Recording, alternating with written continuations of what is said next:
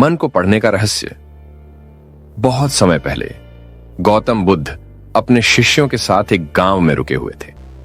एक दिन गांव के एक व्यक्ति ने बुद्ध से पूछा, भगवान, क्या आप मुझे बता सकते हैं कि मैं अपने मन को कैसे पढ़ सकता हूं? बुद्ध मुस्कुराए और बोले, इस सवाल का उत्तर सरल नहीं है, लेकिन अगर तुम ध्यान से सुनोगे तो इसे समझ पाओगे। फिर बुद्ध ने उसे एक कहानी सुनाई। एक बार एक युवक था जो हमेशा दुखी रहता था। वह बहुत चिंतित रहता था। उसके मन में हर वक्त कई विचार आते जाते रहते थे। उसे अपने मन को शांत करने का कोई तरीका नहीं समझ आता था। वह गांव के कई विद्वानों के पास गया, लेकिन कोई भी उसे उसका उत्तर नहीं दे सका। आखिरकार युवक बुद्ध के पास पहुंचा और उनसे अपने मन की परेशानी साझा की। उसने कहा, भगवान, मेरे मन में हर समय विचारों का तूफान चलता रहता है। मैं इसे कैसे शांत करूं?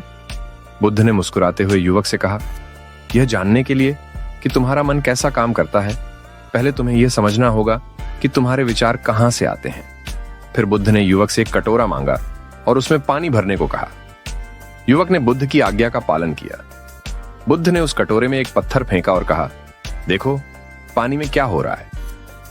युवक ने देखा कि जैसे ही पत्थर कटोरे में गिरा, पानी हिलने लगा और उसकी सतह पर तरंगें बनने लगीं। बुद्ध ने कहा, यह तुम्हारे मन की स्थिति है।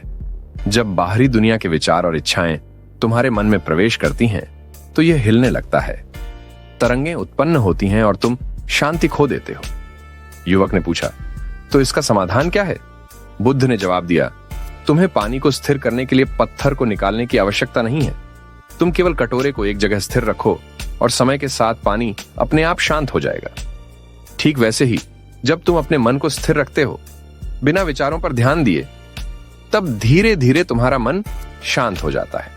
बुद्ध ने आगे कहा, तुम्हारा मन उन विचारों की प्रतिक्रिया है जो तुम बाहर से ग्रहण करते हो। यदि तुम ध्यान करना सीख जाओ और अपने विचारों पर नियंत्रण रखना सीखो, तो तुम अपने मन को भी पढ़ सकोगे। लेकिन यह तभी संभव है जब तुम अपने मन को स्थिर कर सकोगे और उसे शांत करने का अभ्यास करो। युवक ने बुद्ध के शब्दों को ध्यान से सुना और नियमित ध्यान करना शुरू किया। कुछ समय बाद उसने पाया कि उसका मन धीरे धीरे शांत हो रहा है और अब वह अपने विचारों को बेहतर ढंग से समझने और नियंत्रित करने में सक्षम हो गया है। बुद्ध ने मुस्कुराते हुए कहा, जब तुम अपने मन को शांत करते हो, तब तुम उसे पढ़ सकते हो। यही मन को पढ़ने का रहस्य